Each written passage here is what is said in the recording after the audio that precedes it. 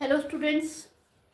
तो हम करने जा रहे हैं 6.2 एक्सरसाइज का सॉल्यूशंस। ठीक है, सबसे पहले मैंने ये फर्स्ट सम लिया है आपका। इसमें हमारे पास क्या है, ये दो फिगर्स दे रखे हैं।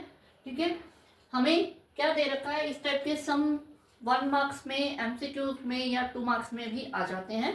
ठीक है, तो इसमें हमें क्या दे रखा है, इन फिगर 1 एंड 2, सॉरी मैंने फिगर्स नहीं डाले हैं, this is the 1, this is the 2। ठीक है, 1 एंड 2, इन दोनों फिगर्स में डीई जो है वो हमें पैरेलल दे रखी है। ये डीई पैरेलल दे रखी है बीसी के। ठीक है, find EC, EC in figure 1। ठीक है, इसे हम यहाँ पे एक्स ले लेते हैं। ठीक है, and AD, AD in figure 2, इसे हम यहाँ पे वाई ले लेते हैं। तो हमें एक्स और वाई की वैल्यू फाइंड करनी है। ठीक है, सबसे पहले आप देखो, अगर आपको डीई पैरेलल दे रखा है बीसी के, तो जो बीपीटी है वो क्या कहती है कि अगर इस तरह से एक लाइन पैरेलल है तो बाकी दो साइड की रेशियो इक्वल होती है। ठीक है, तो यहाँ पे हम यही करेंगे, डीई जो है वो पैरेलल है बीसी के इन ट्राइंगल एबीसी। ठीक है, बाय बीपीटी, बीपीटी क्या कहती हैं कि ए डी जो है वो इक्वल है डीबी के, AD upon DB, sorry AD upon DB, इसकी रेशियो जो है वो इक्वल है ए ई अपॉन ईसी के। ठीक है, तो अब हम क्या करते हैं, यहाँ पे हम जो हमारे पास यहाँ पे वैल्यूज है हमको पुटअप कर देते हैं। ठीक है, एडी हमारे पास है 1.5। ठीक है, डीबी हमारे पास है 3 सेंटीमीटर, या इसे 3.0 ले सकते हैं। ए ई हमारे पास है 1 सेंटीमीटर और इसी हमारे पास है x। अब ये रेशो हमें इक्वल दे रखी है, यहाँ से हमें x की वैल्यू फाइंड करनी है। तो सिंपल मेथड है, हम काफ़ी छोटी क्लासेस से करते हैं कि क्रॉस मल्टीप्लाई। तो हम इसे क्रॉस मल्टीप्लाई कर देते हैं। ठीक है, तो ये आ जाएगा 1.5x is equal to 3.0 into 1, या 3 भी ले लेते हैं, चलो कंफ्यूजन हो गई। ठीक है, अब क्या, क्योंकि हमें x की वैल्यू फाइंड करनी है तो इसके साथ वाली मल्टीप्लाई में जो भी वैल्यू है वो डिनोमिनेटर में चली जाएगी, डिवाइड में चली जाएगी। तो x इज इक्वल टू आ जाएगा 3 इंटू 1, या 3 ही ले लो, इसे 3 इंटू 1 3 हो जाएगा 1.5। अब ज़्यादातर बच्चों को ये काटना बहुत टफ लगता है कि एक डेसिमल में दूसरी बिना डेसिमल के कैसे वैल्यू को काटे। तो एक बिल्कुल सिंपल तरीका बताती हूँ इसे सॉल्व करने का। इसका डेसिमल हटाओ।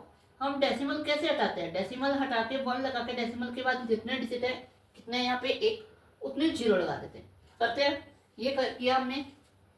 ठीक है, ये ऊपर चला जाएगा अपॉन 15। ठीक है, अब हम इसे काट देते हैं। 3 1 जार 3, 3 5 जार 15, 5 1 जार 5, 5 2 जार 10। तो आपको दिख रहा है इसका आंसर क्या आ रहा है, 2। तो हमारा x क्या आ जाएगा, या ई सी क्या आ जाएगा, 2 सेंटीमीटर। ये आ गया हमारा फर्स्ट पॉइंट का आंसर। क्लियर, कुछ नहीं किया, बीपीटी लगाइए, वैल्यूज पुट किया, क्रॉस मल्टीप्लाई किया और उसे सॉल्व किया। ठीक है, तो अब हमारा जो सेकंड सम है, सेकंड सम में भी डीई इन ट्राइंगल, ये एक फॉर्मेलिटी होती है, कर लेनी चाहिए। डीई पैरेलल है बीसी के, देयरफॉर बाय बीपीटी, बीपीटी क्या कहती है, एडी अपॉन डीबी इक्वल है एई अपॉन ईसी के। ठीक है, एडी अपॉन डीबी इक्वल है एई अपॉन ईसी के।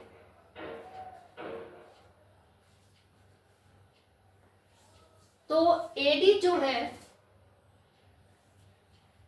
यहाँ पे हमारे पास y है और dB हमारे पास 7.2 है, AE 1.8 है, सॉरी 1.8, और ये है 5.4।